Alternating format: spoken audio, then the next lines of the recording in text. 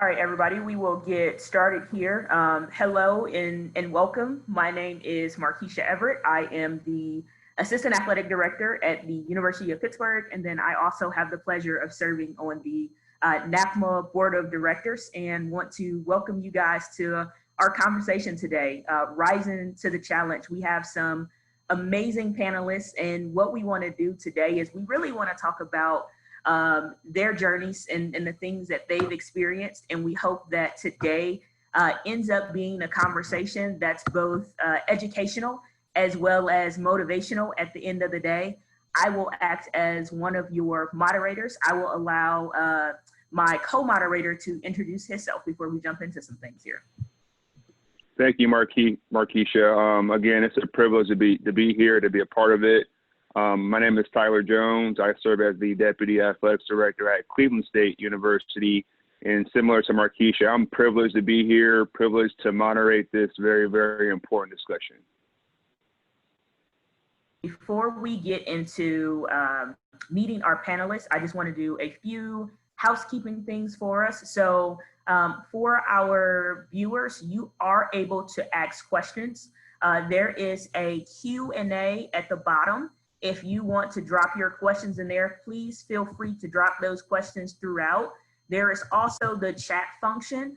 You can utilize the chat function. We'll monitor that, but try and put your questions in the Q&A if you can. And then I do know that some of the people on today's webinar are not actual NACMA members, and they have asked questions about how to utilize the free membership that is coming up. We are excited about that. We welcome you all. After August, so August 1, feel free to reach out. We'll get Chelsea Abajan's information dropped into the chat, and Chelsea can help you get signed up for that. If you are a member, please take advantage of the resources that are available to you. Check out the online library. We have some podcasts, that sort of thing that's available. So with all of that, again, thank you for joining. Thank you to our panelists. Thank you for NACMA for allowing us the platform, and we will go ahead and do some introductions of our panelists. And what I will do is I will start with my screen first. So Angel, will you go ahead and introduce yourself to the group for us, please? Absolutely. So hello, everyone. I am Angel Brown. I am the new Director of Marketing and Corporate Relations for Norfolk State University. I have been there this year. So this athletic industry is a little new to me. I have to tell you, I actually have a corporate background. So I have been in marketing and advertising for over 20 years. I have a background in print, television, radio, and digital. My last stint was as the president of iHeartRadio in Norfolk. Many of you are probably familiar with iHeart. And so that was my last position. And I have now transitioned into the athletic industry, and I'm pretty excited about it. So thanks for having me. Angel, thanks for being with us, and welcome to what is the madness that is college athletics right now. Craig, if you would introduce yourself. Good morning, everybody. My name is Craig Kelly, Chief Marketing Officer at the University of Southern California and former NACMA board member. So those NACMA board members on the call, hopefully you guys remember me. I oversee our business development, ticket sales strategy, MMR activation, which accounts for about 40% of our annual budget, manage our external communications, and I've been at USC for 20 years. Thank you, Craig. Tamika. Hello, everyone. My name is Tamika Samuels. I'm the Deputy Athletic Director and Chief Operating Officer at the University of Arkansas at Pine Bluff, home of the Golden Lions. I oversee our business, office, HR, a lot of our internal functions. My background is in ticket operations, ticket sales. I've spent some time at different universities, and I've had some opportunities to ticket in hockey, the NBA, and MLS. Thank you, Tamika. Lauren. Good morning, everyone, or good afternoon if you're on the East Coast. My name is Lauren Taylor. As Markeisha said, I'm currently the Director of Marketing at Competition at the Southeastern Conference. My current role here, I oversee all of our game production and marketing and advertising for our neutral site championships, the overall branding for the conference, as well as the sport administrator here at the conference. Prior to this, I spent a couple stops along the way at LSU, Maryland, and the Fiesta Bowl. Thank you, Lauren. Io. Afternoon, everybody. I'm Io Taylor Dixon, the Senior Associate Athletics Director for External Operations here at Georgia Tech. Been here 3 years. Previously, I was at University of Minnesota. Before that, Northern Colorado. Before that, the University of South Florida in Tampa. Before that, the University of Evansville, Indiana. And before that, I was at Stephen F. Austin State University, where I went to school and worked there as well, and former NACMA president, and honored to be here today. Thank you, Io. Jamal.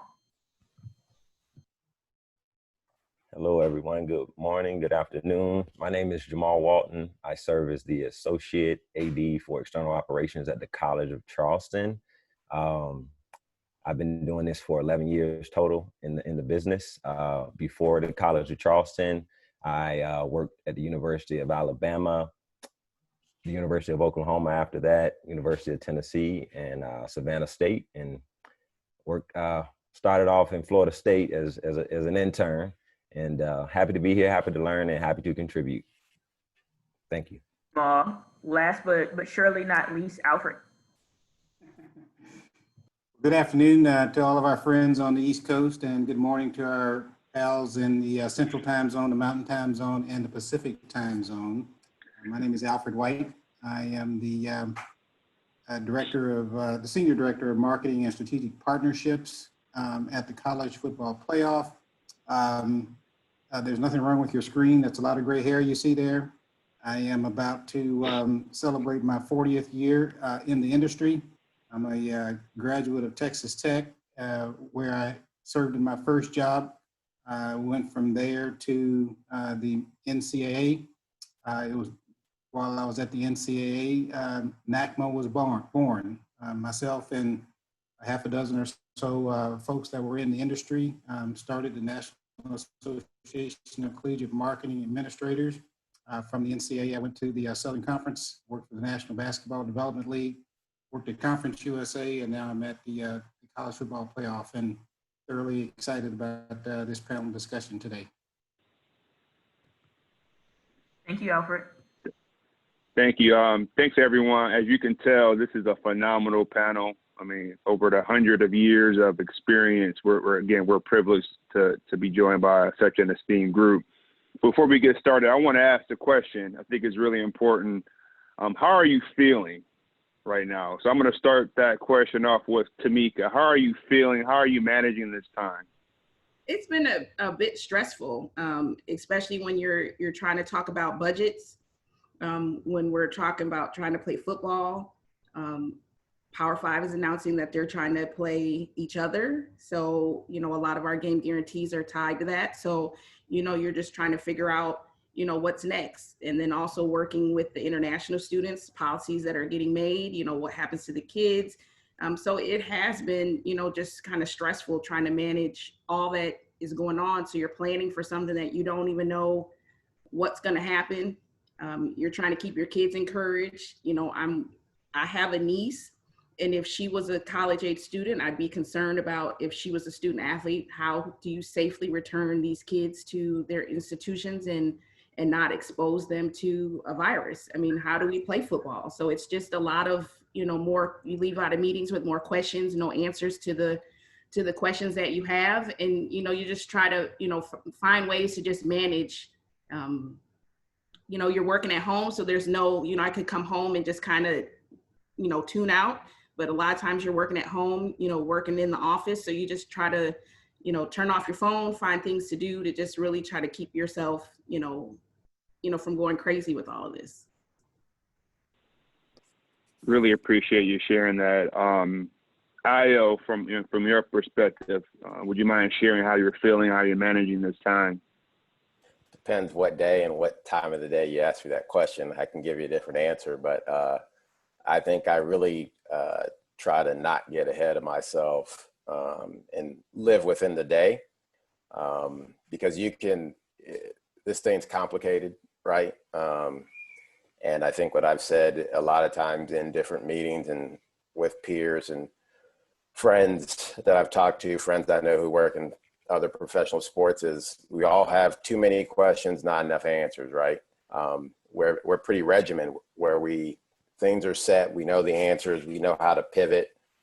There are no answers right now. And so it's hard to try to get too far ahead of yourself. And so I really just try to manage the day and do the best that I can today. And then, like Groundhog Day, get up and come downstairs and come to the home office and get after it tomorrow. So. Thanks, Io. Angel, for you, your first year of being in intercollegiate athletics, I'm sure you're feeling a number of different emotions. Maybe describe some of that a bit. I have had the privilege of working at the largest radio company in the country. So change is just inevitable, right? And I think that if we hold true to the belief that the serenity prayer, grant me to accept the things that I cannot change. So we're in a season right now where, as Io said, there's so many uncertainties happening. What we have to do is, as he mentioned, live in that moment, but understand that these are the things that we can change. And that's what we go after. The things that we can't change, we can't stress over. So for me, because I'm always believing that the glass is half full, it's not so much about where we are right now, but the possibility, the view of the possible, where we could potentially be. So right now in this season, in this space, my hope, vision, and belief is this is a time of creativity. This is a time to stop down and just be really creative and start growing individually, collectively as a group. And so that's why I'm really excited about being on this panel, because this is going to stretch me. Thank you, thank you, thank you. Lauren, what about you on your end? How are you feeling? I'm currently, smiling through it is kind of my life motto right now. Similar to Tamika, to Angel, I've really tried to look at this half full. Obviously, working at a conference office out on like a campus, there's another level of challenges that exist and, policies that are part of our day-to-day. I just have been really trying to focus on finding a small victory in every day, right? So right now there's so many unanswered questions. So if there's one thing that you accomplished today, trying to do that. The biggest thing I've tried to remind myself is staying nimble. As marketers, I think that's what we're really good at anyways. And so, using that word on a daily basis for myself to just say, today you got to be nimble. You woke up, you had a schedule and it got blown up. Or tomorrow you have, start a new day, start a new to-do list, and kind of just try to remain nimble and try to find those small victories in every single day or positive moments to try to get through this. As it's kind of a process we're all going through at this point. Thank you for sharing, Lauren. Alfred, what about you? How are you feeling? Well, I think an umbrella word to use might be fascinating. I'm very fascinated by what we're all going through. I thought Lauren used a very good word of being nimble on the professional side of things, for absolutely sure, because I think when we all left our offices in early to mid-March, we didn't think it would be that long that we would be sheltered in place and working from home. But here it is, the middle of July, and many of us are still doing the same thing. And so professionally, we're figuring it out. It's 2020, and we have technology at our fingertips that is able to help us get done what we need to get done. And I think we're all getting it done. It's just our environment is more in control of things than we are as people. I think on a personal side of things, I'm going to have to tag along with Angel there. I think spiritually, you're just trying to figure out, oh gosh, what is happening between this pandemic and our social issues and things that are about to challenge us with regard to the time of year with weather and things like that. For God and Jesus challenge us in some kind of way to figure all of this out. And so there's no shortage of things that are challenging all of us these days, both personally and professionally, I think. Well said. Thank you. Craig, how are you feeling personally and potentially professionally? Yeah, I mean, I'll echo a little bit of what Lauren said. You know, trying to find those small wins throughout the day, I think is critical. At least finding a way to smile at the end of it. You know, these Zoom calls throughout the day are more mentally draining than I think we ever have been at any given time when we've been in the office. You know, we're not always in the room when these decisions are being made, and so we do have to be nimble and adjust very quickly given the decisions that are being made because we aren't in the room. And so that can be concerning at times. But I think there is an opportunity here. Angel spoke about an opportunity to reset, you know, take a look at who we are and what your programs are doing, an opportunity for us to really evaluate how we go about marketing and communicating with our fans and learning from everything that is going on. And it's a huge opportunity for us to take, not only as professionals, but as Black people in this world. I have two young kids, 10 and 6, and didn't realize how hard fourth grade math was until about April. And I started to realize that, you know, 4 + 4 is 8, but it's not the same 8 that I got when I was in elementary school. They're drawing lines and doing things that I never had to do. So, but, you know, at the end of the day, you do want to find a way to smile, find a way to do something that you enjoy, play catch with your kids, shoot some baskets, pick up the phone and call somebody that you trust and get things off your chest. But that opportunity is there, and I think we need to take advantage of it. Thanks, Craig. And last but certainly not least, Jamal, how are you feeling? I definitely go through a lot of different emotions at times. You know, professionally, I'm a proactive person. I'm sure all of us are. And I think at times we have to be reactive in a lot of situations now, you know, not knowing this, not knowing that. So that's something where I'm trying to practice patience. I've also adjusted at times, you know, making sure that our staff can do and get and be successful with what we're trying to do during this time, you know, during COVID and then just in the world with, you know, with COVID going on, you got family members, people that you're close to, you know, that are being affected by that. It makes you think like, you know, you have to be grateful. You have to be thankful for what you have. Obviously, we have folks within the business that have been affected by furloughs and cuts. So it just makes you think just how important it is to have this community as well. And, you know, with the social injustice side of things as well, I mean, my emotions goes up and down, but for me, I have hope. I know that we have to continue having action, having, you know, talks like this.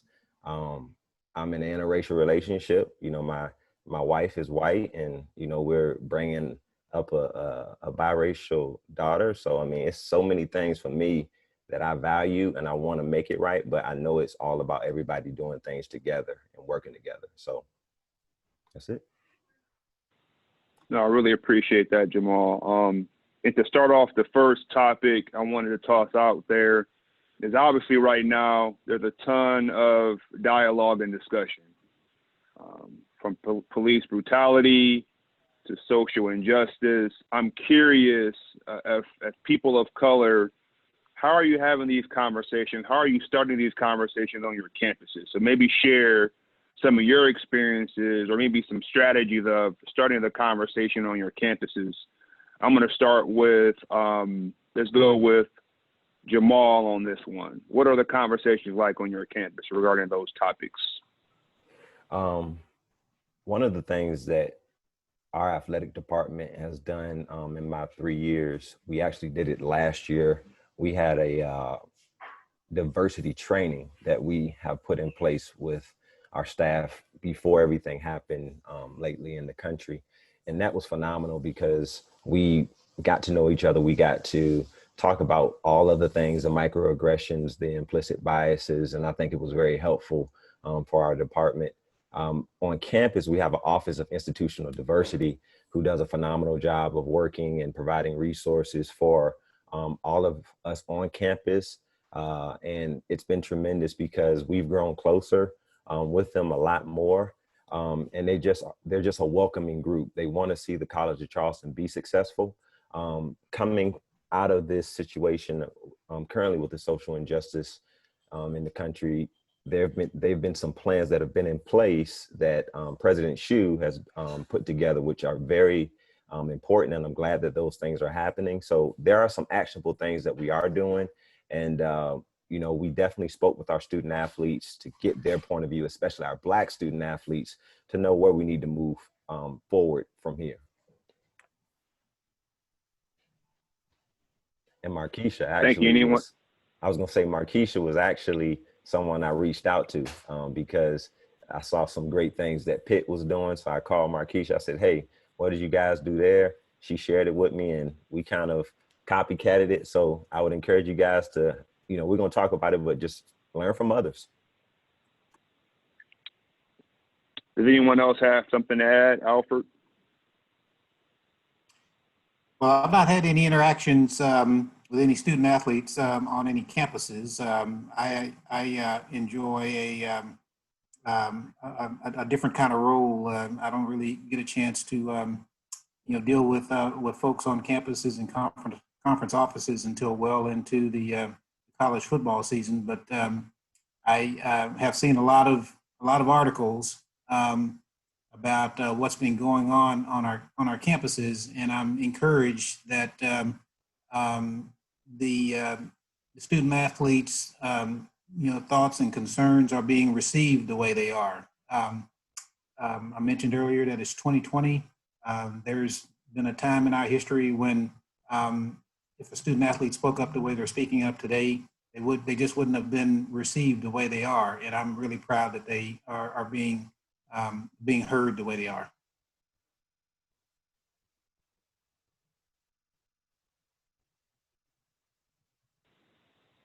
And on that note, and this is probably a good pivot here, maybe talk about some of the conversations that you're maybe having with some of your Black student athletes on your campus.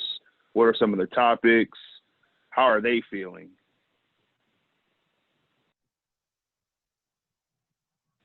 Anyone can hop in.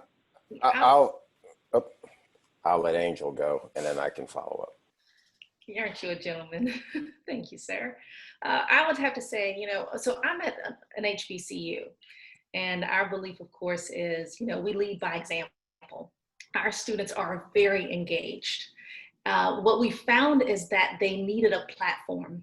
They needed a way to articulate and really showcase or put on display that energy. That some of it was actually just balled up energy. So we did two things. We had conversations, we had dialogue.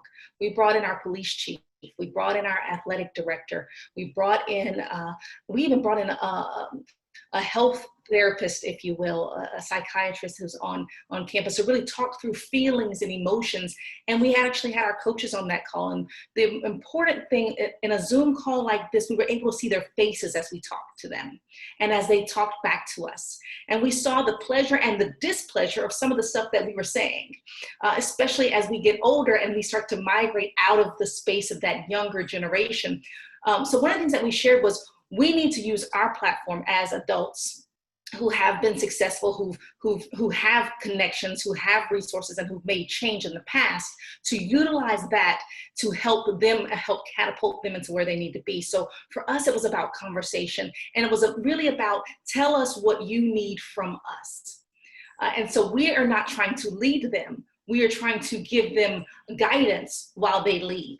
And I think that was the most important message that we could have for our students at that time. That's perfect. Io? Yeah, I would say, and days and weeks are running together, so I don't know exactly when this was in the calendar, but I would say we had a week that I would describe as raw, raw with feelings, raw with emotion.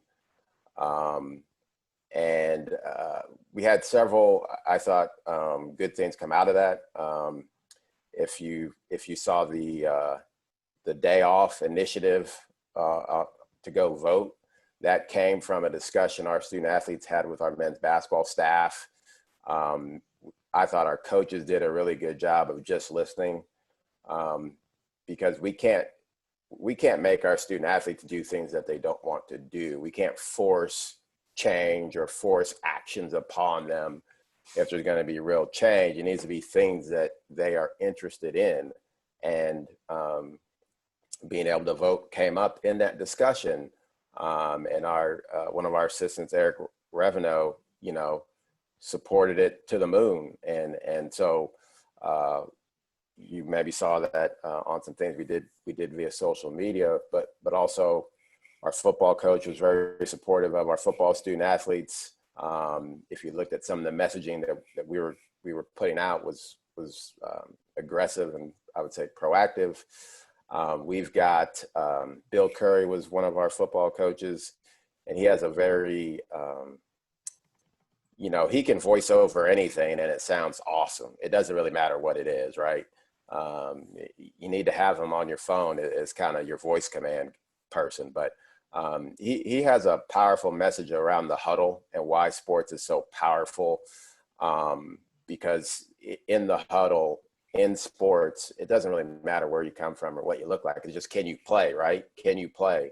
And we put together a video that kind of just re-emphasized those things. And it was a powerful message that we put out, and we shared it with all of our fans and our student athletes. But we also have had a series of conversations with student athletes, all of our student athletes. You know, the beauty and curse of being not together physically is you can organize things really rapidly digitally, and people can be a part of it no matter where they are.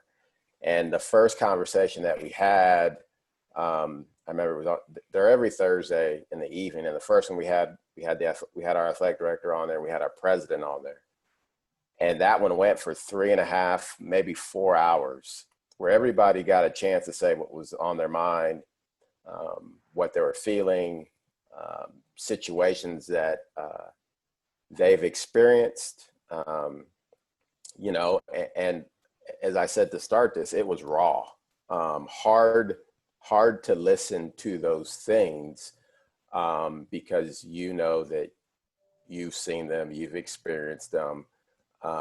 It hurts you to know that somebody else has had to go through that, and you know exactly what it's like. And so I thought, even though that we're kind of apart and separated, I thought that helped bring the group together. And we've continued those conversations weekly with our student athletes.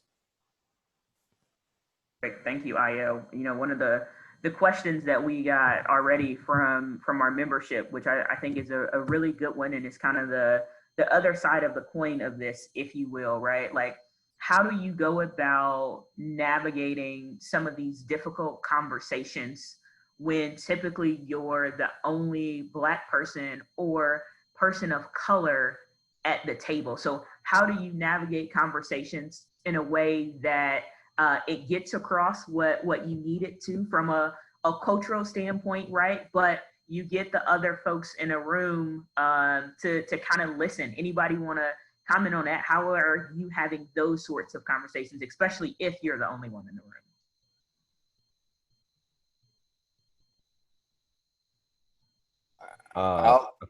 Go ahead, Jamal.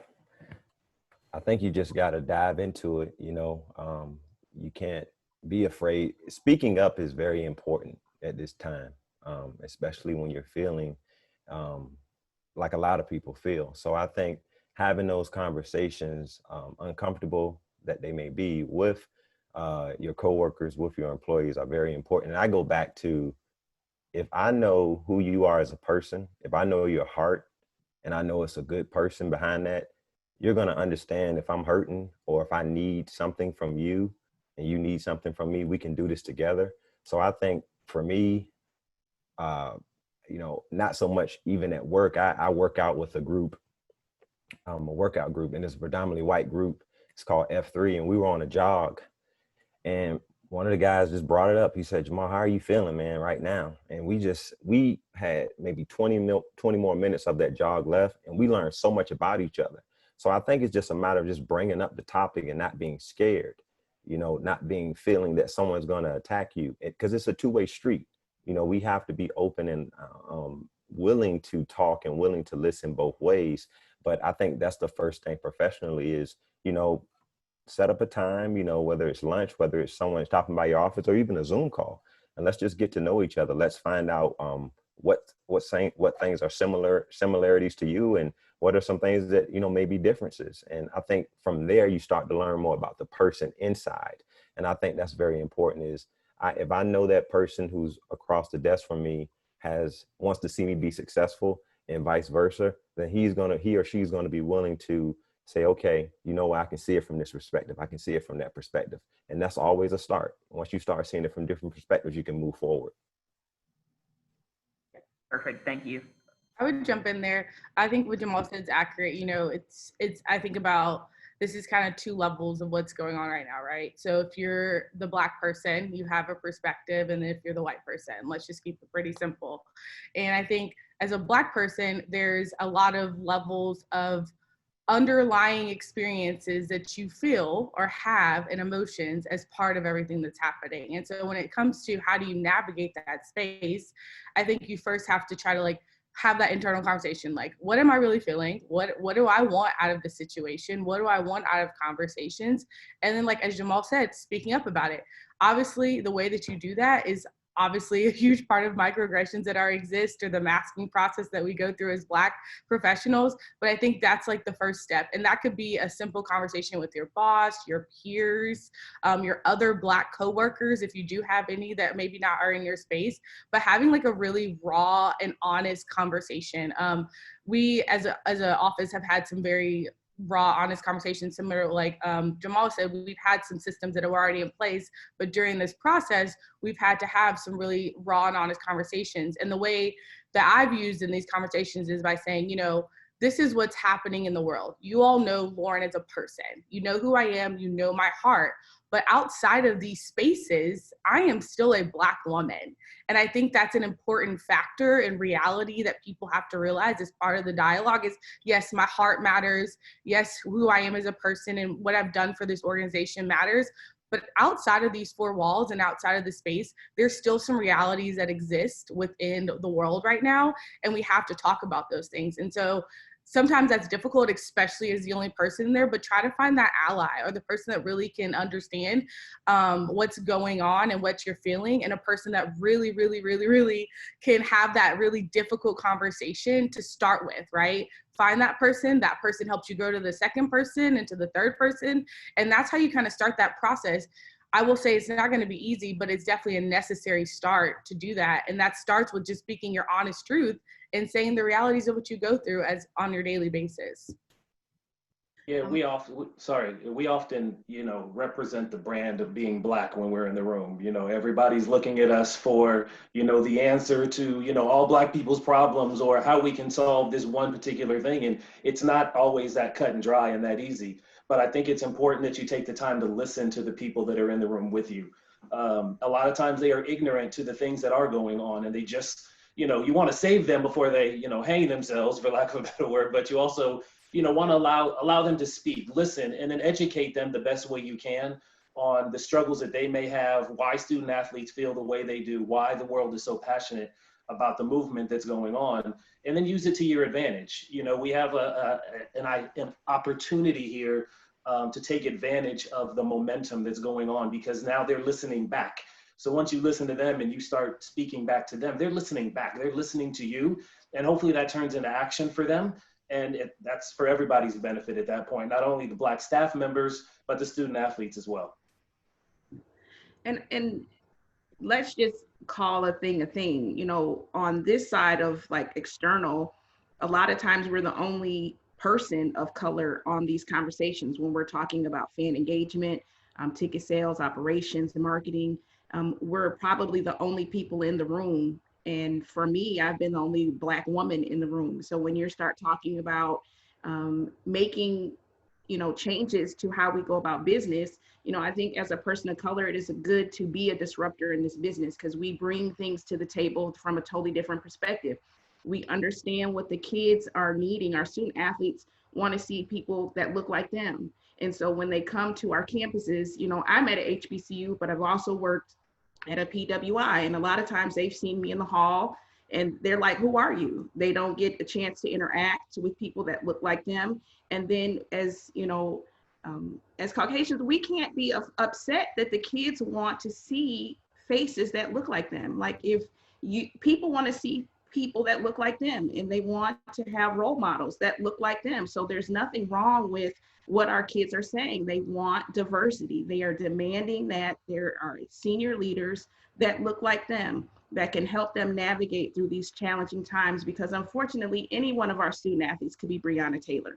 Any one of our student athletes could be Ahmaud, or anyone just minding their business. And we've had that happen on campuses where these kids have gone home and they're from low income environments, and this is the only safe place that they have. And so when they come, they don't know, and they have not had those experiences to see faces that look different from them. And so as administrators that don't look like us, I'm challenging you to bring in people in your departments that look like your student athlete demographics, because they need it. And then you want to talk about donations and giving. Their experiences on your campus is going to determine what type of donor they become and what type of ambassador. So, you know, as the deputy at our department, I want our Golden Lions, our future Golden Lions, to go out into the world and be the best representatives of our universities. And that's what we should want for all of our institutions. And unfortunately, a lot of our administrators are tone deaf to this. And then when you have a situation when they revolt on you and they don't want to get on the field because you've not heard them, then you're upset. So we can't be upset. We have to not just, I don't want to be in a conversation where you're not going to listen to your student athletes. No one wants to be in these environments where you're being oppressed anymore. And so I just think that, you know, I hope that we continue to have these conversations about race and gender, because it's a different experience to be Black and to be a woman and to be talking about fundraising and to overseeing budgets. You know, we bring things other things to the table than being academic advisors and compliance folks. We can raise money. I have done it. We can raise money, give us opportunities, and we can do that. Well said, Tamika. And I'll Well say, said. I want to tie in a couple of points. I think it was Zora Neale Hurston that said, if you're silent about your pain, they'll kill you and say you enjoyed it, right? And I say that to hit on the points that have just been made. Sometimes it's hard to sit at a table and have a difficult discussion when you know that it's for you, it's not just about the business aspect of it, but it's a personal aspect too, right? Being a Black administrator and walking into those rooms. So sometimes you have to sit at the table and you have to start talking, even if it scares you, right?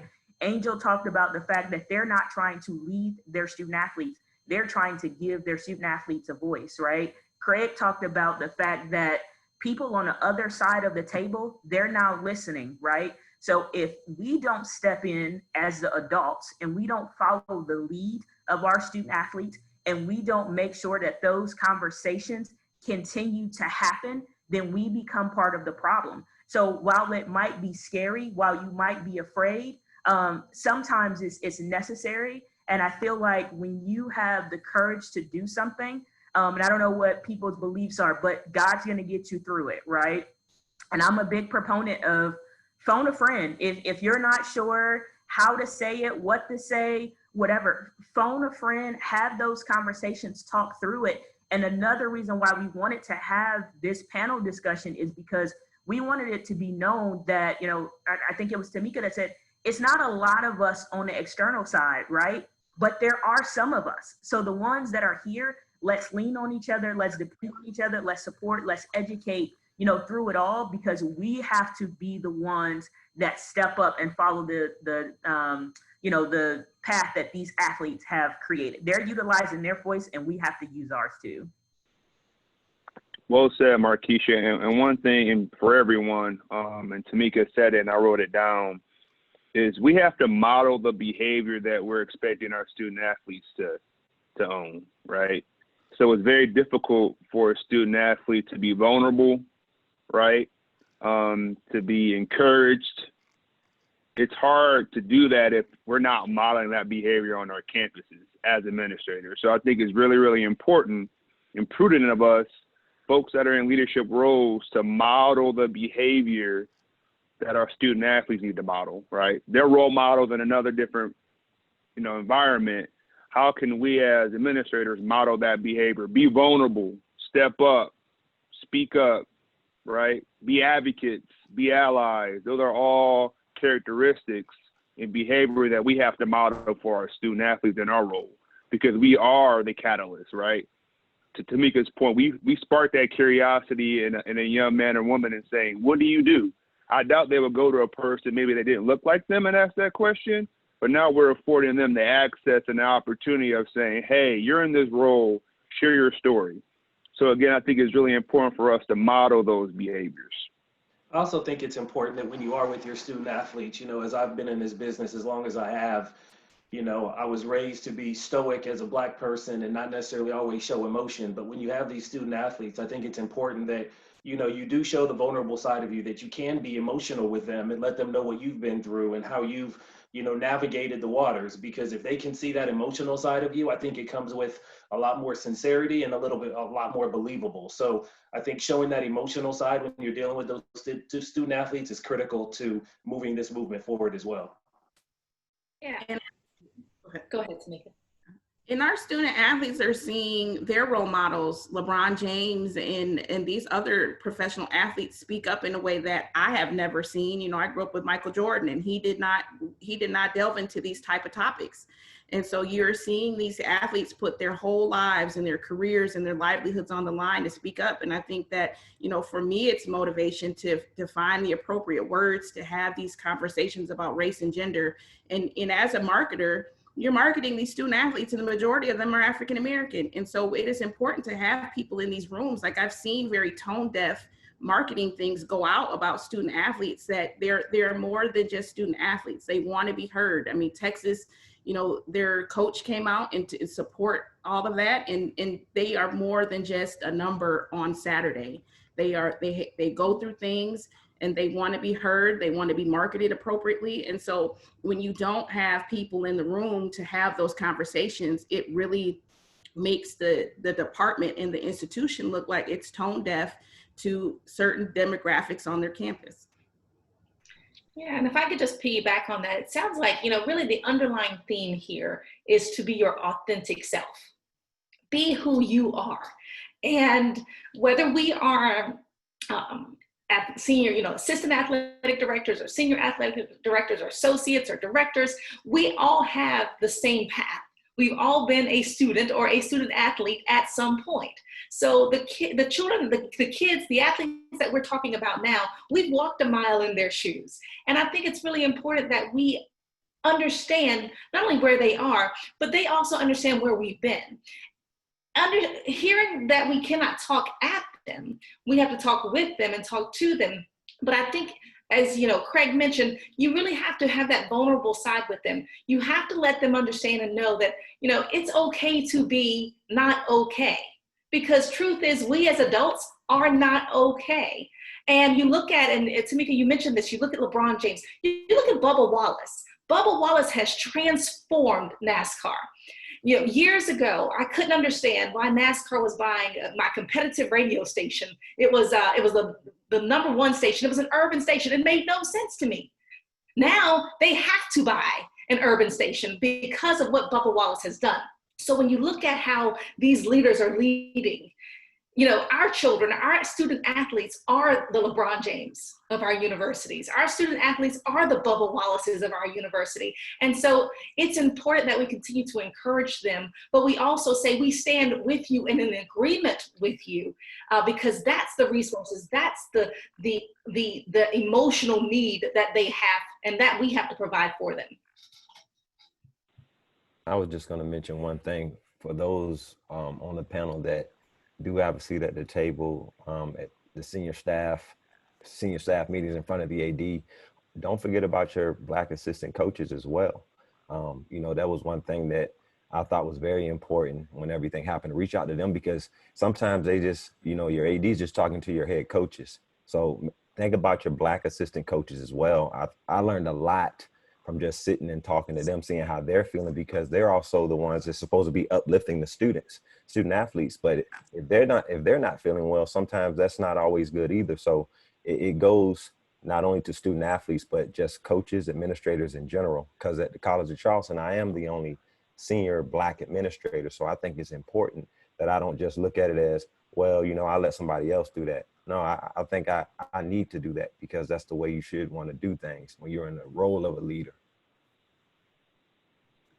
I think that dovetails really well into our next question regarding your strategy. How do you bring other people of color to the table, right? So to Jamal's point, or even a number of us, we're senior leaders, we're on the executive team, and maybe that group isn't as diverse as it should be. Talk about your strategy and approach of trying to bring more people of color to the table.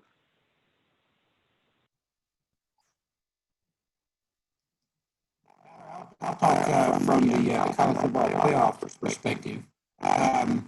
We've got, we're very fortunate to have very diverse staff at face value.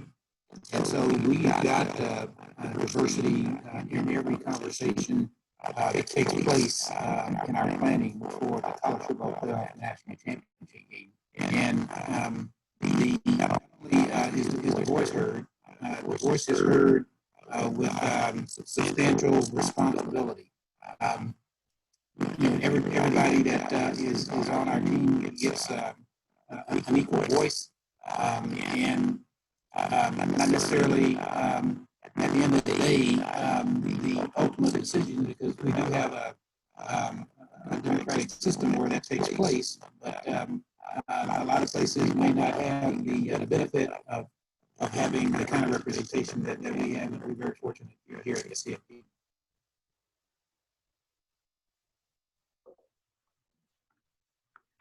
I was going to say, try to speak it to from a different perspective, a little bit of just, we all got here because someone had our back, right? Tamika said that earlier, like, there's not a lot of people who look like us in external. And so I always think about the way that we continue to grow and bring people to the table is, yes, it's on us as Black people to identify and mentor and bring up and help the people that look like this that want to do it. But I think it's just as much the responsibility of our allies and our co-conspirators to say, when you see that young Black girl or that Black kid, Black man that is your intern or signs up to volunteer or assist, is to have those conversations and to bring them up with you. Like, I think back when I was an intern, I was one of 2 Black people that were interns. And my boss at the time was very, very adamant to continue to keep me involved, was very adamant about keeping those conversations going. So I think there's a level where it's on us to help try to identify those people, to be representatives and be good role models. But I think there's also an opportunity for allies to say, hey, I'm identifying this person. Let me not lose those people, because as right now we're saying we need more Black administrators at the table, but you can't have a lot of Black administrators if they don't have the experience. And so for me, that starts in internships, your lower level positions, and being very, very intentional and hiring people, not just because they're Black, but making sure you have a diverse pool of candidates, that you're seeing all the people that are in the pipeline, and being intentional to hire a woman, hire a minority to bring into the room, because that's how you get those people into the pipeline and up through the process to be able to sit at the table at a senior level role. So I think of it from that perspective of, yes, identifying that and trying to be a part of it, but just as much as we can do that, I think that's also important for our allies to do that as well. I think what I've always tried to do is provide information, because everybody wants to know what's happening in the room, right? And once I got an opportunity to be in that room, sharing the information, obviously not sharing too much from a privacy perspective and on maybe some particular topics, but when possible, sharing the information with younger staff who may aspire to hopefully have a seat at the table.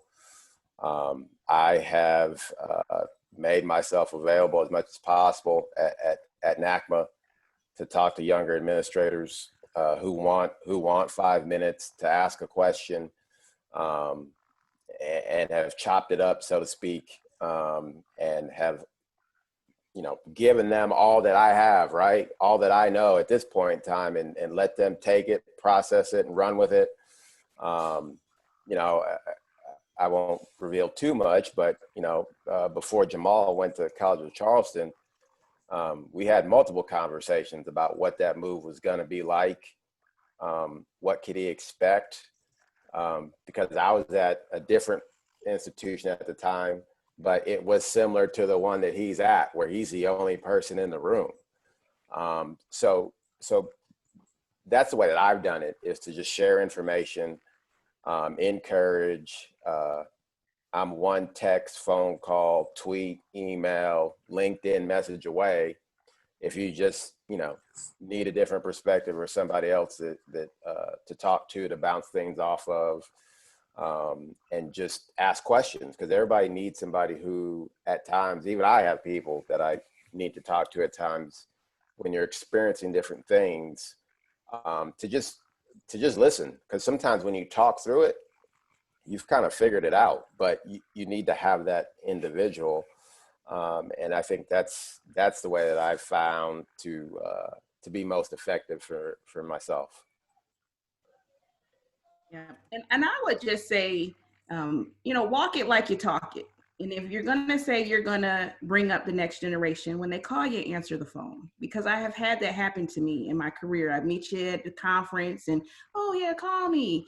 And then I call you, you don't respond.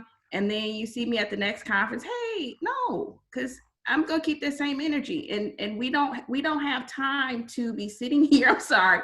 We just don't have time to be sitting here doing each other like this. We need to bring up the next people's that come behind us. So if anybody is, if they're in tickets, look, that's my thing. And I've been the only Black woman that's been in a ticket meeting, having conversations about how to roll out these things. So I know what that feels like, to people kind of looking at you like, do you really know what you're talking about? Yes, I do. So I want to prepare the next group of Black women who are ticket managers or marketers. I met Markeisha. We were the only 2 African-American women in a room. They had a party for the athletic director that she worked for, and my athletic director at the time worked for him. And she walked up to me, and this was like 6-7 years ago, and we've been thick as thieves ever since. You just don't know who can put you in a position later on to be successful. The boss that hired me at Pine Bluff, I met him at NACMA. We stayed in touch. I had been friends with him off and on for 10 years. He put me in touch with my mentor that I have today. And you just don't know who can put you in the conversation down the road. So you may miss a blessing when you want to sit here and not do what you say you're doing on these calls, on these panels. I don't necessarily do a lot of paneling because I want to help people behind the scenes. I don't need to be on the platform to be seen of talking about diversity. I walk it like I talk it. So if anybody is mentored by me, or if they've had a conversation with me, I put them in the best position to win, because you have to help people get to where they want to go. That's how doors open for you. So when we get in the room, we can't close the door behind us. We have to leave that thing wide open for the next person behind you. Tamika, you said something that resonated with me, because what you said happened to me twice at convention, where I spoke to somebody, gave me their card, sent them emails, never heard anything back. And that's one of the things that I realized that I didn't like. How I manage is based on the things that I didn't like and how people treated me. I don't want other people to feel that way. And so I make it a point, to your point, of speaking to as many people as I can. If they send you an email, respond back. Even if you can't necessarily speak to them, you can also pass them on to other staff members. Io doesn't even know this, but the reason why I joined the board 5-6 years ago was a conversation I had with him after being put off by some other people. I joined the board because of that. But I think a lot of this is also on us, not only people on this panel, but on the call. Be able to refer the people that we all know of jobs that come about. And pick up the phone and say, hey, Io, I have somebody here on my staff that I think would be a great fit for that. You can't have the person on my staff that many of you know. She's not able to be, she is not available. I can tell you that right now. Many of you know her. That is my right arm, and not able to let her go. But I think it is on us to be able to not only to refer, but we also have to lead by example. When you do finally get them in that room with you or on campus, is lead by example and bring them with you. You know, I'm a big proponent of just because I'm supposed to be in the room or I'm the one that might be making the final decision, it's important that they are in the room with you to hear the conversations and understand, you know, how the game is played, if you will. And so I think that's a huge part of this as well. I think we can all One, agree oh, that, I'm sorry, Jamal, go ahead. go ahead, Angel. Go ahead. I was just going to say, I think we can all agree that networking is key. You have to be in the right circles. And many of us know that we are supposed to have a board of directors. I have 3 circles. I have the squad. You know, those are the people who know everything about me that no one really will meet. I have my closest allies and friends, my girlfriends who I can reach out and say, let's bounce off ideas. And then I have a board of directors. Those are the people who are smarter than me. They know everything else that I don't know. And those people aren't necessarily in the industry that I'm in. So again, with me being new to athletics, it's really important that we reach out beyond the industry that we're in. But we have friends and allies and mentors who are in the finance industry or in the real estate industry or banking industry or in the automotive industry. Those people bring a different business acumen. And I think that as we start to evolve into who we are, and we start to shape ourselves and we start to say, let's look at the higher ups and where our career paths are taking us and where we can potentially go, we have to have a strong board of directors. I'm excited because I'm on this call with a bunch of you that I have never met. And so it's great to see that people look like me. If you remember, I told you my last stint was as the market president for iHeart Norfolk. Well, prior to that, I was the vice president at another company, and I was one of 2 African Americans across the entire country. And there was a level of you were over there. So even when I had the opportunity to be featured in the industry magazine as an African American future leader in radio, one of 20 in the country, my company never mentioned it. It was never a conversation. It was, and so I had to realize that the company wasn't the cheerleader for me. They just gave me a paycheck. But where are my cheerleaders? And so when you start to look at boards and groups and people that help shape your career, you have to have those people who are cheering you from behind, regardless if they're in the athletic industry or in the corporate America industry or in any other space. They have to be there. And it has to be more than just your mom. Just a thought. Yeah, if I may add one thing, I was reading about mentors and champions.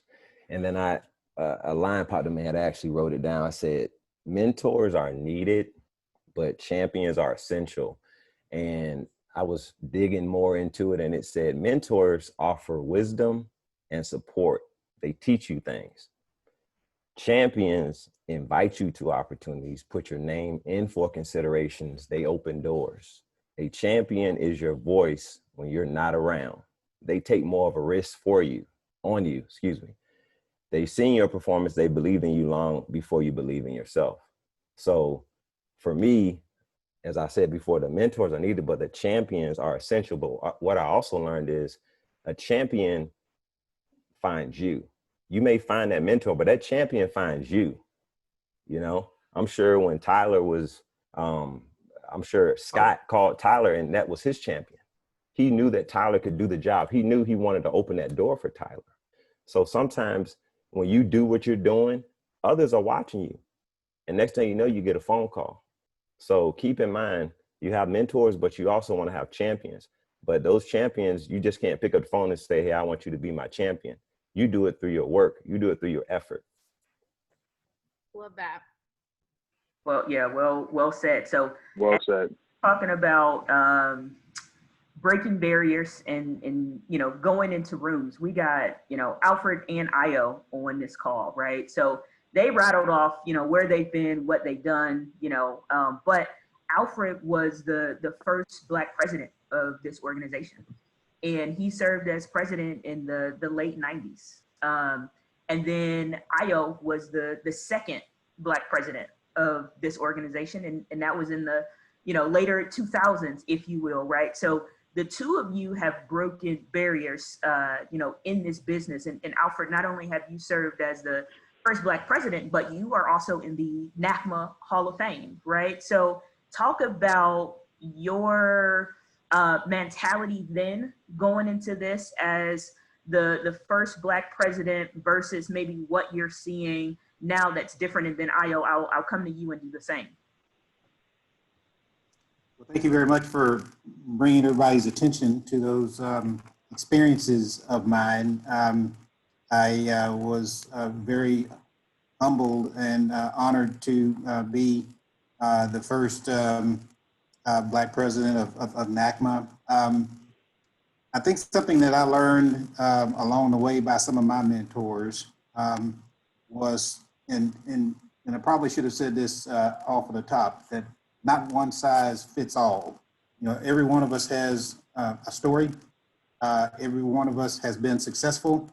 And just because something may have worked for one of us, don't necessarily think that you can replicate it for yourself and you be successful, because it may not work as well for you. But something that was taught to me very early in my career, on the one hand, just do your job, keep your head down, and good things will find you.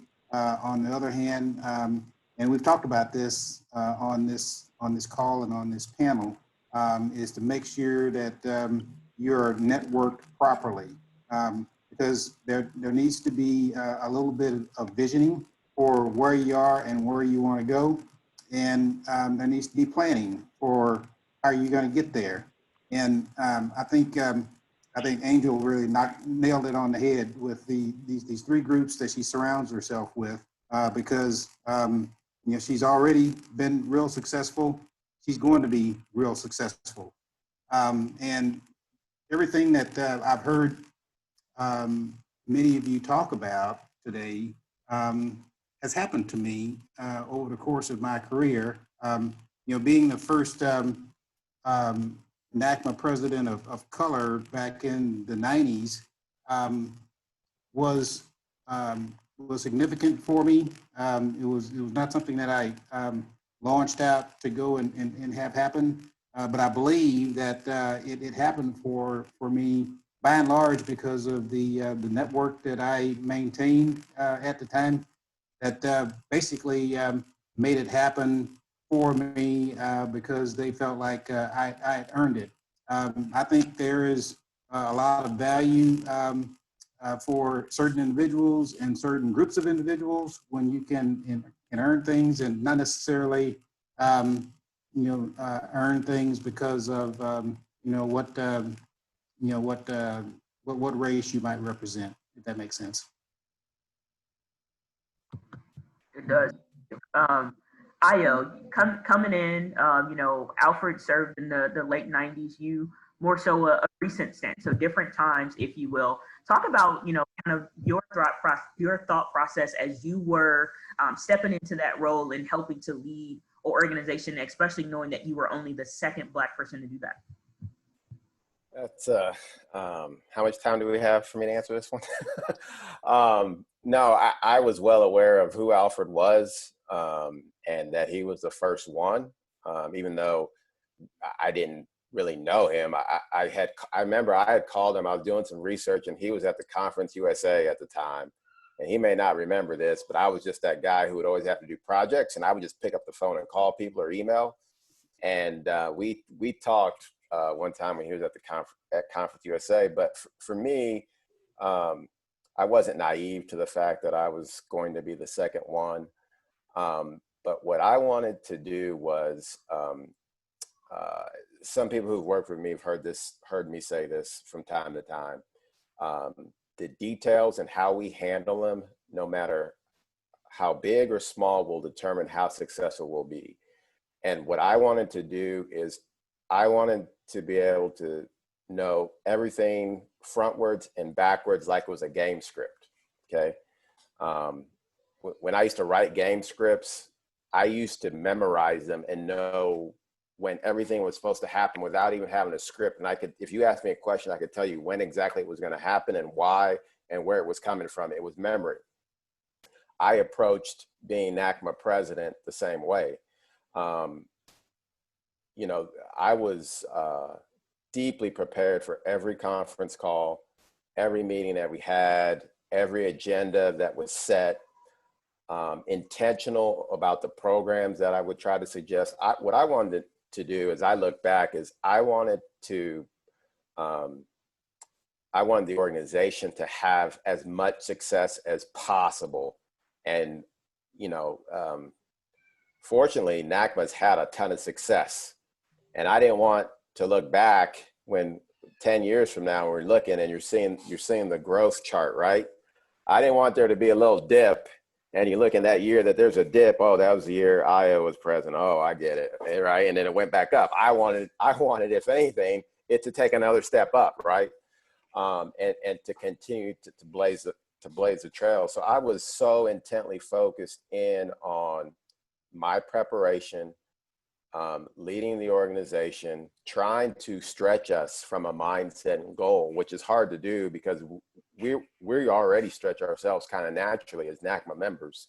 But what was going to be next that, like, from a vision perspective, nobody could see, right? What was going to be the thing that I could leave, that I could say, I look back and I'm proud that I suggested that we do this thing because I could see where we needed to go.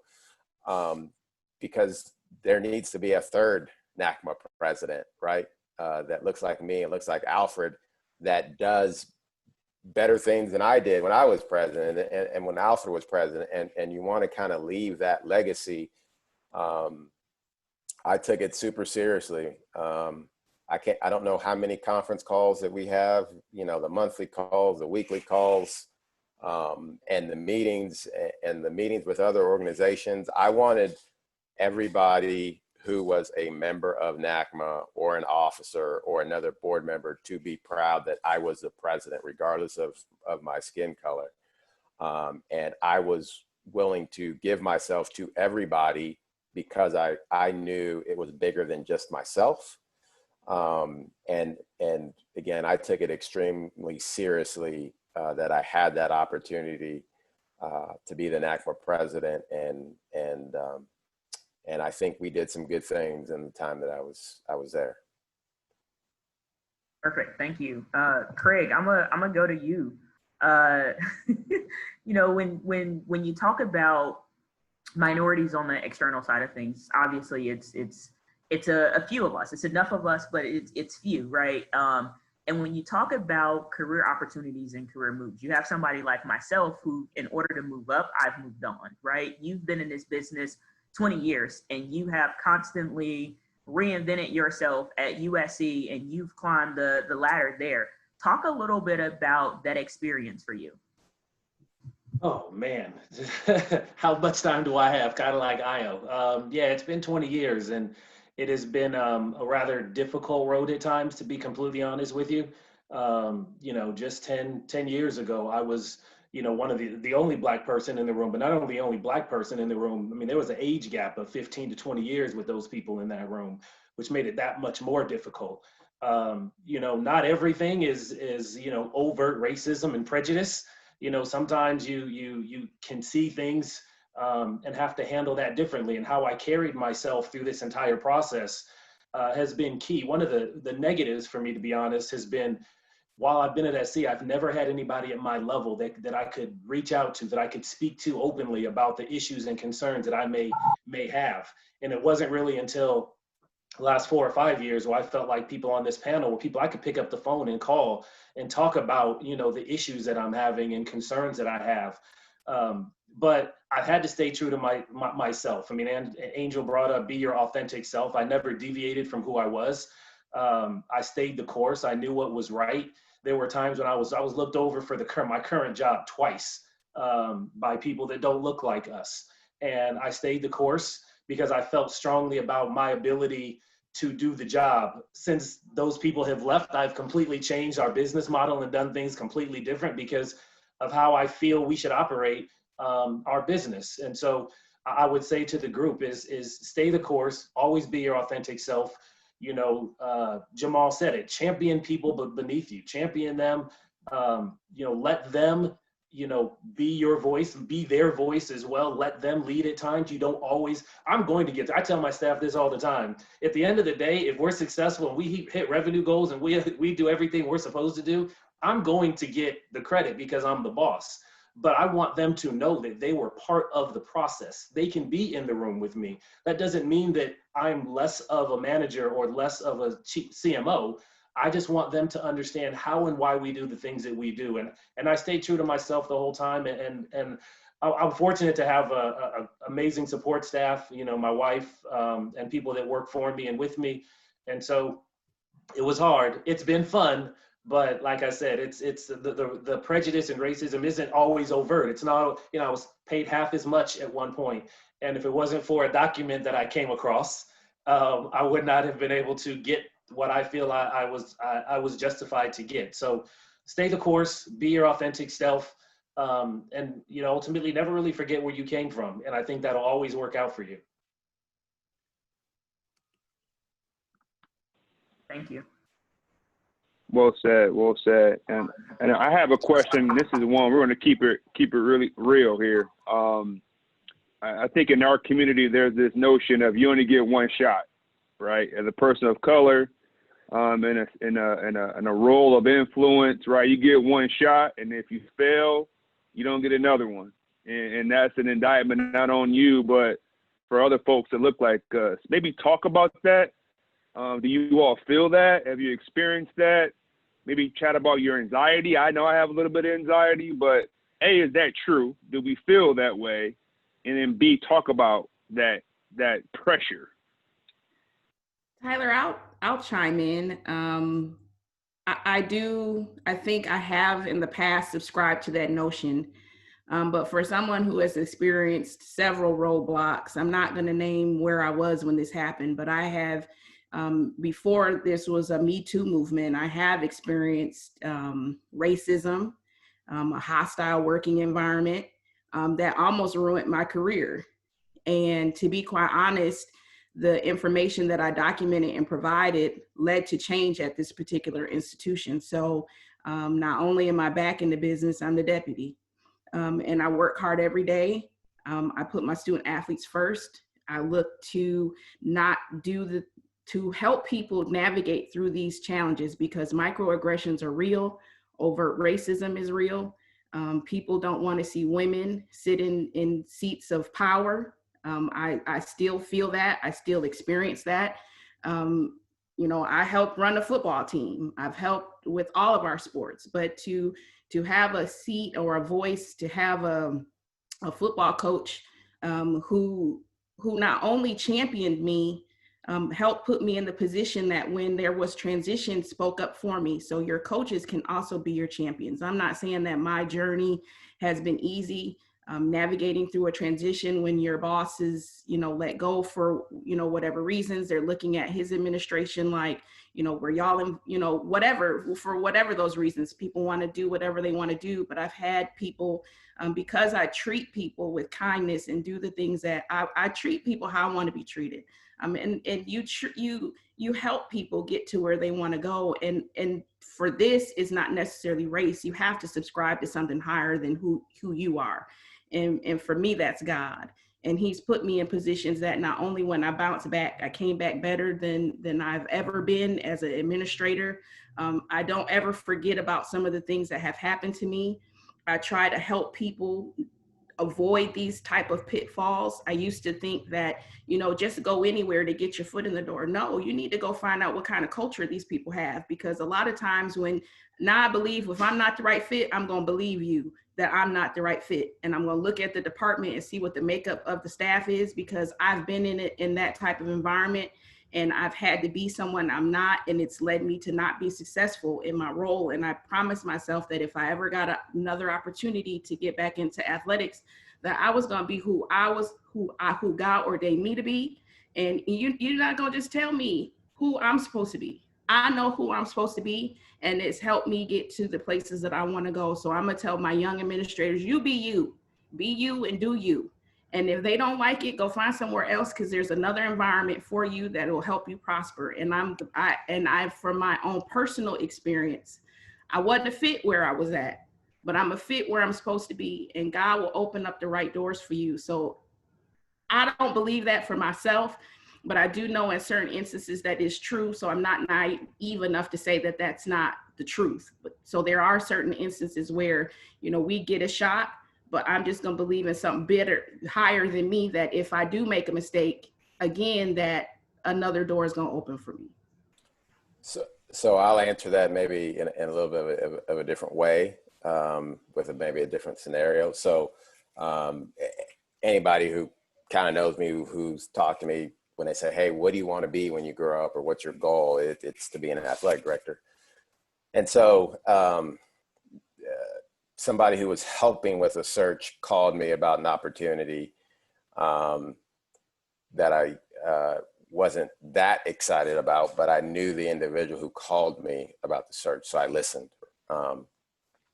And so they said, hey, let me have one of the trustees call you and just give you a different perspective. And that trustee happened to be somebody who looked like me, an African American. And so as he was describing the position to me and explaining what they needed, you know, as I talked about with the NACMA experience, right, being very detailed and knowing the details backwards and forwards and being very prepared, I was very prepared for that call. And I was peppering him with questions. And at a certain point, he's like, man, you're prepared for this. You got a lot of questions.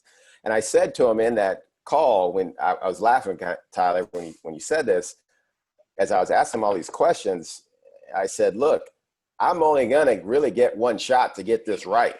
So I have to know where we're at, where we're going, knowing that there's a chance to be successful. So to a certain extent, I feel that way with maybe the top job, right?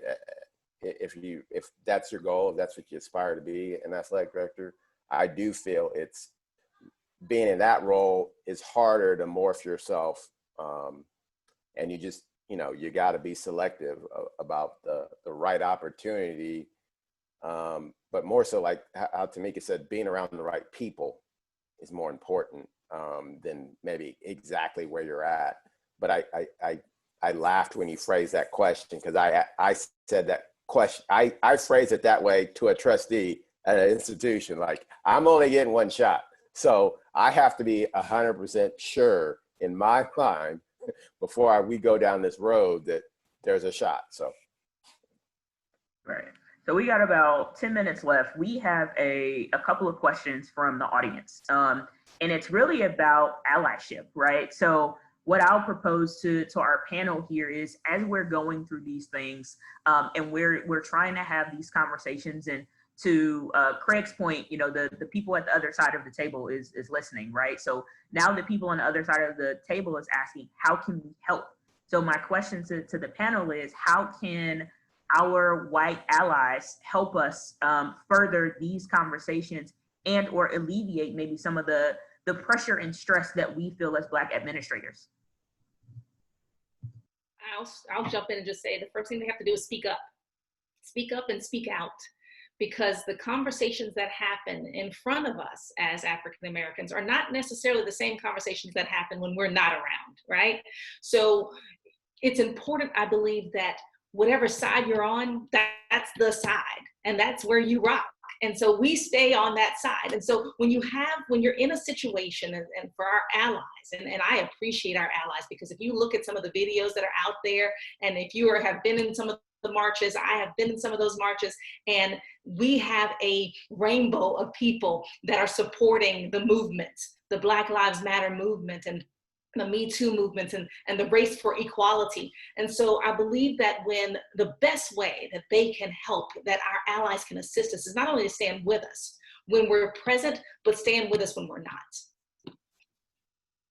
I'd like to add on to that we need to understand our time and our circumstance.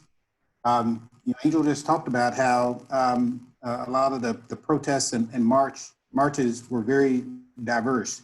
I'm old enough to know, I'm older than all of you all, but I'm old enough to know that never before have protests been as diverse as they are today.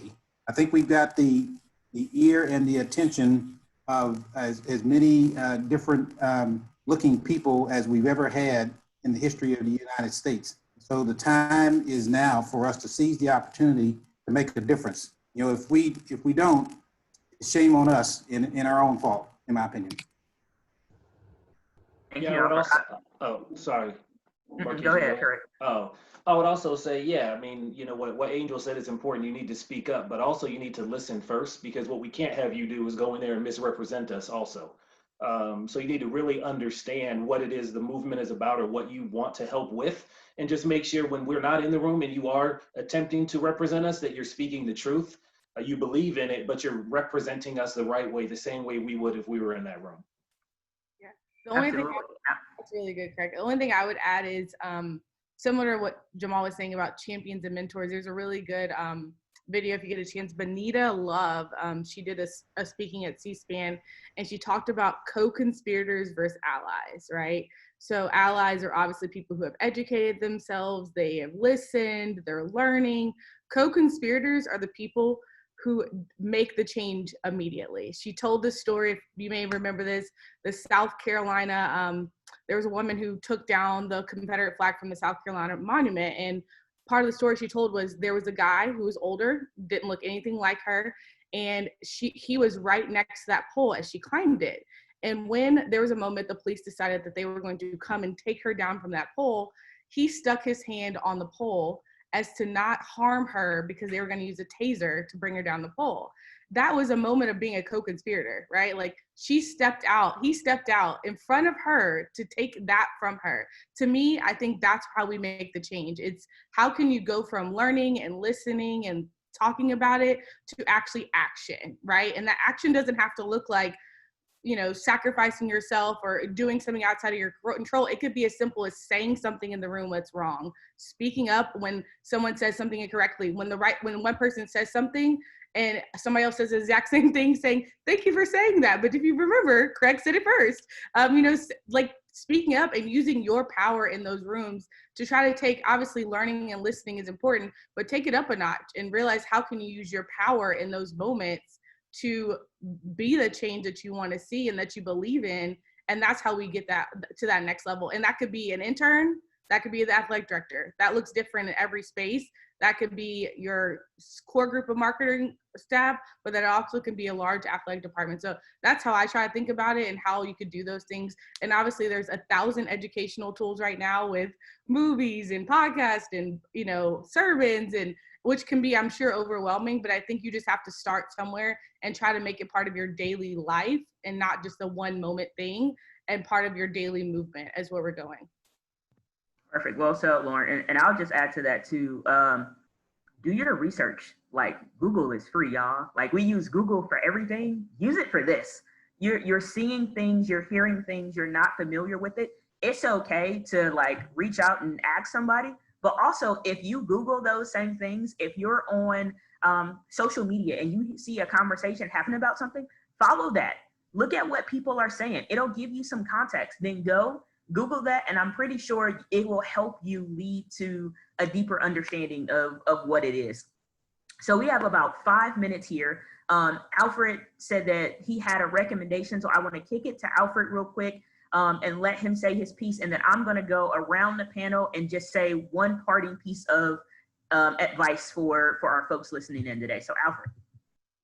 Well, I won't take 5 minutes, maybe 30 seconds. I think today's panel discussion has been fabulous. I think we basically scratched the surface. And I think my appeal would be to continue the conversation. I don't know what our intent was coming out of today's conversation, but if it wasn't to continue it, I suggest that we do that now. There's certainly a need for more discussions. I think that would be very helpful for current membership, future members of NACMA.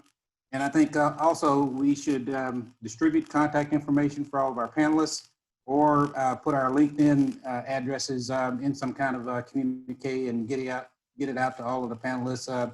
Because again, we've been talking about networking on this panel. There's I think somebody calculated the years of experience here, and I'm probably responsible for most of it.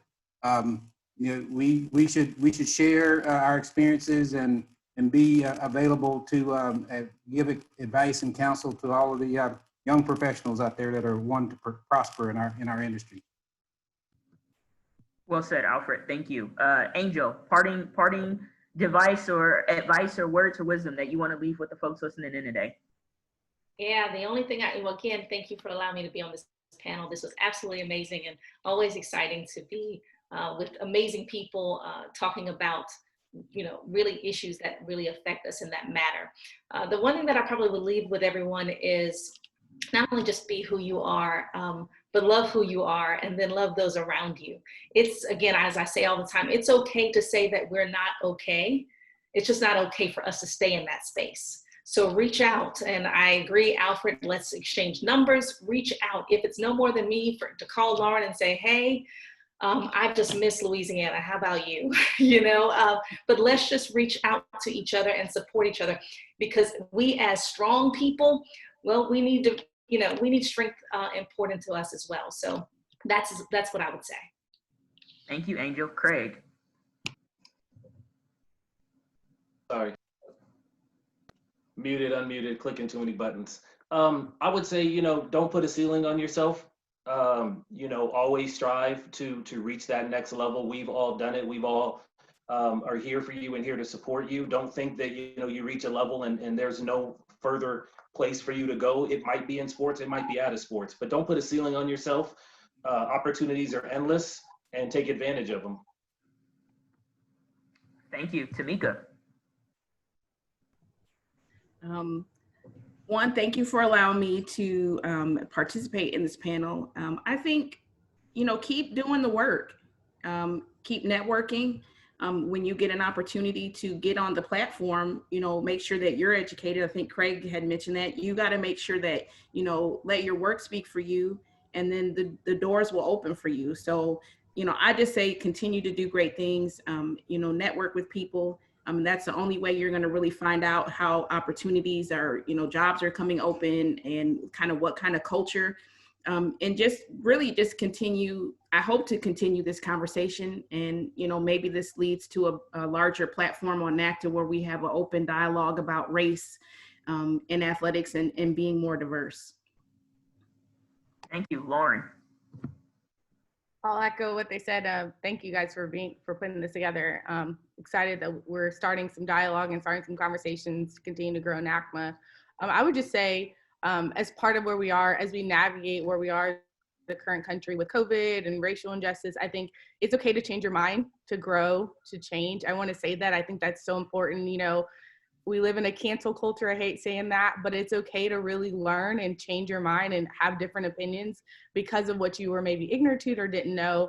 And then I would say for our Black administrators and staffs is remember some grace as we navigate this too. I think it's important for us to all remember everyone doesn't know everything. So remember to have a little bit of grace as part of this. And obviously, as you all know, I'm big about being your authentic self, unapologetically yourself. So, you know, keeping that as part of who you are, and try to smile sometimes. It doesn't hurt.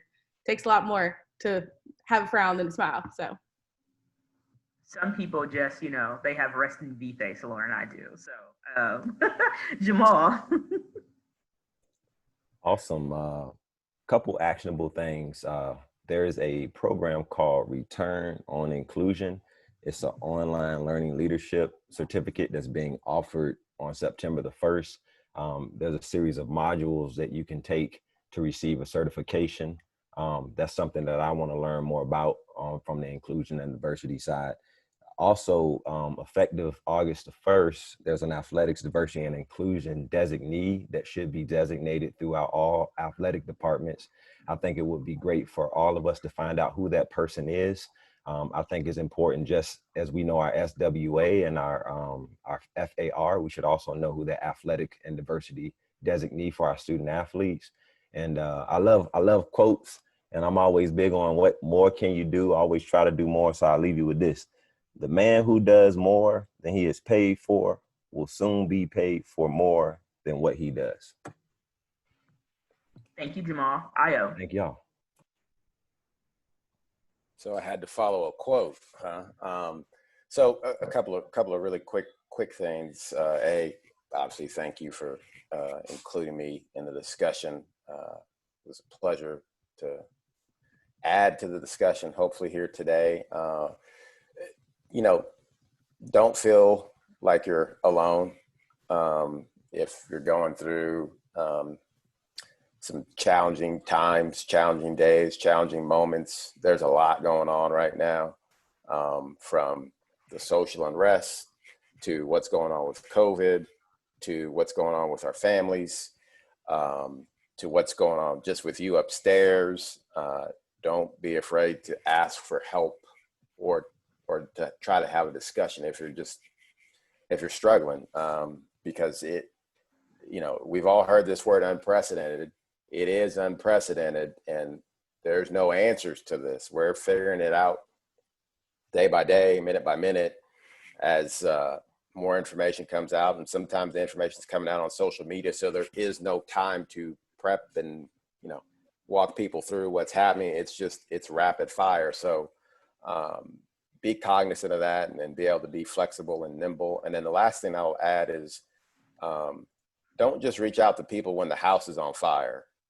Establish a rapport in advance, because the house will eventually come on fire at some point, and you're going to need that person, and you'd like to have established some sort of relationship with them.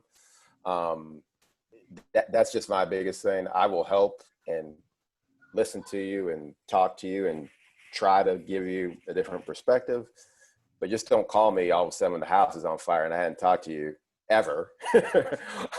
But try to do that on a regular basis, and it doesn't necessarily need to be anything heavy that you reach out about, but it will help when you do have a time where you really need somebody to dig in with you. I think that's really important. Perfect. Thank you, Io. Tyler, any last words for you before I wrap this thing up? Can't hear you. Can you hear me now? Yeah. All right. So I got three responsibilities I think is important for us. The first one is to acknowledge what's happening around us. We got to acknowledge it. That's really important. The second part, we got to embrace the challenge. As administrators, or as people of color, we have to lean in and embrace the challenge. And then the third responsibility I wrote down, we have to inspire people. We have to inspire young folks that look like us, but also older folks that don't.